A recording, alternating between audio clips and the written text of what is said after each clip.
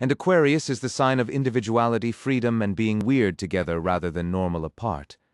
When Juno enters Aquarius, every partnership you have gets tested.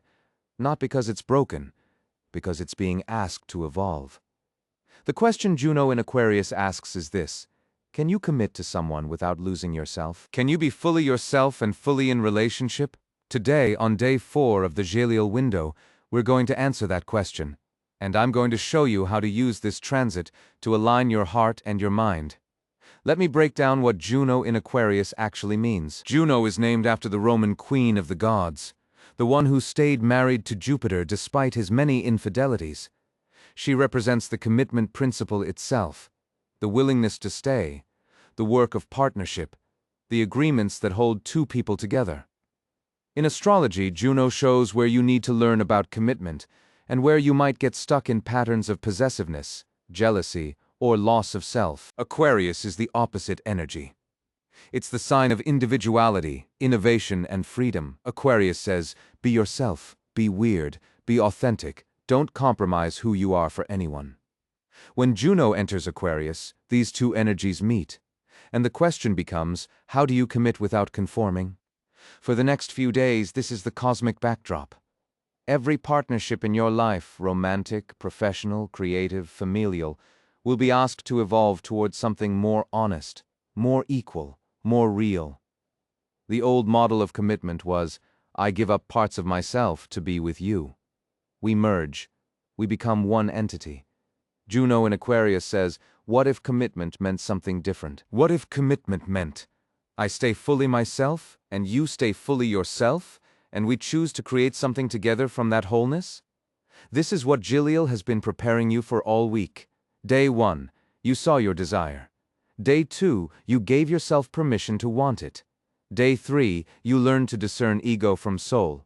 Today, day 4, you align your heart and your mind around what's actually true. Here's what most people get wrong about alignment. They think alignment means your heart and your mind agree, that you want something and you think it's a good idea. But that's not alignment. That's confirmation. Alignment is deeper. Alignment means your heart's desire, the thing you saw on day 1, the thing you gave yourself permission for on day 2, the thing you verified as genuinely yours on day 3.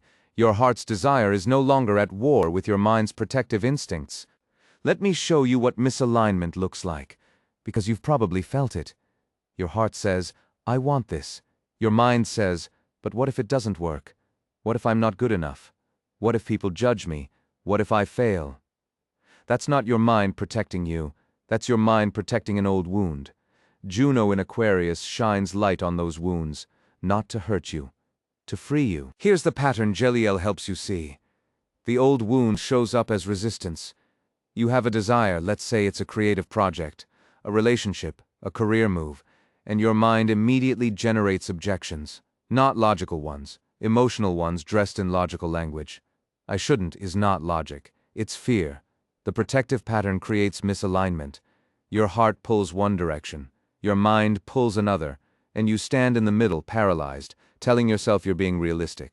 But here's what Jeliel knows. Realistic is often just another word for afraid. Alignment requires both voices. You can't silence your mind, you can't override your heart. Alignment happens when both voices are heard, and when the protective voice realizes it doesn't need to protect you anymore. Juno in Aquarius gives you a specific test. 3 questions that reveal your alignment level. Question 1, where did you learn what commitment means? Was it from parents who modeled partnership, or parents who modeled sacrifice and resentment? Was it from cultural messages about settling down and being realistic, or from people who showed you what genuine partnership looks like? If your model of commitment came from people who were unhappy, who gave up themselves, who stayed out of fear, that model is now being questioned. Juno in Aquarius says, you get to choose a different model. You get to define commitment on your own terms. Question 2, in your closest relationships, do you feel more yourself or less? This is the heart of the Aquarian question. In healthy partnership, you feel more yourself, more expressed, more alive.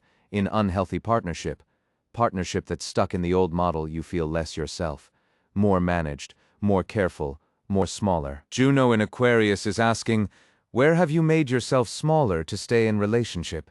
And is that still serving you? Question 3. What would change if you believed you could be fully yourself and fully committed? This is the question that shifts everything. Most people operate from a hidden assumption.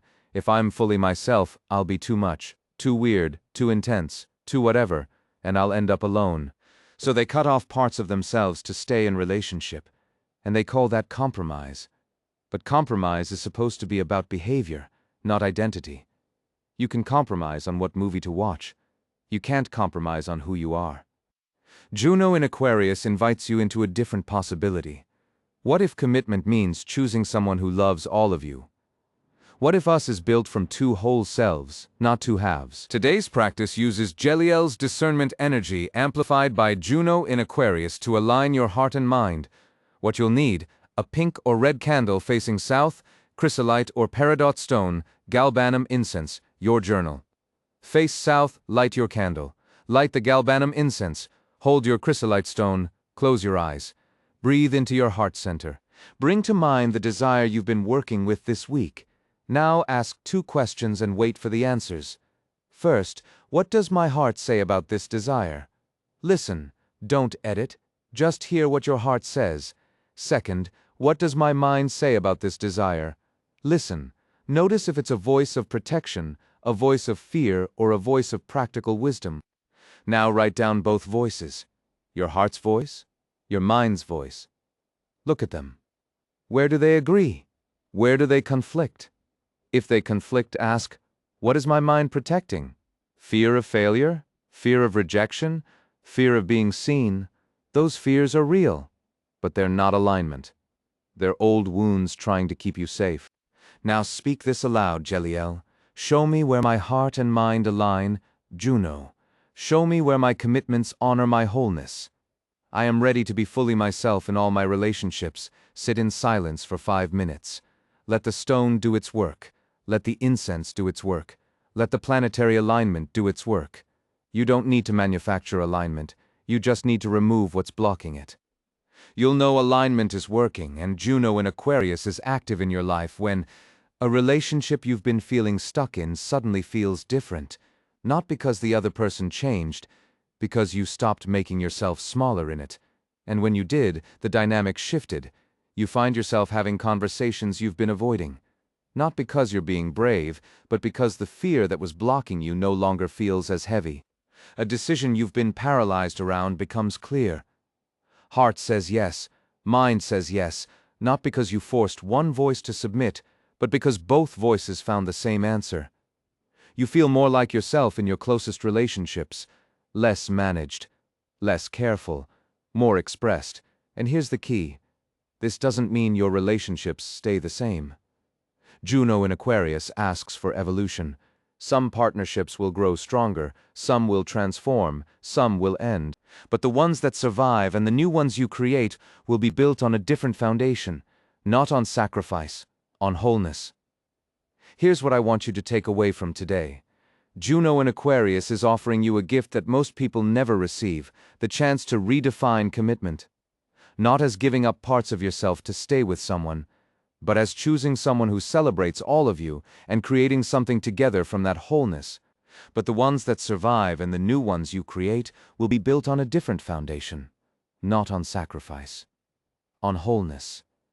Here's what I want you to take away from today. Juno in Aquarius is offering you a gift that most people never receive, the chance to redefine commitment. Not as giving up parts of yourself to stay with someone, but as choosing someone who celebrates all of you and creating something together from that wholeness. This is what Jeliel has been building toward all week. Day 1, see your desire. Day 2, give yourself permission. Day 3, discern ego from soul. Day 4, align heart and mind. Tomorrow, Day 5, we complete the cycle with surrender, the final piece of Jeliel's work. But for today, do the practice. Ask the questions. Write down what your heart says. Write down what your mind says. Let Juno show you where your commitments are asking you to shrink and where they're inviting you to grow. Let Jeliel show you that your heart and your mind don't have to be enemies. They can be allies. They can want the same thing. This is angel timing. We'll see you tomorrow.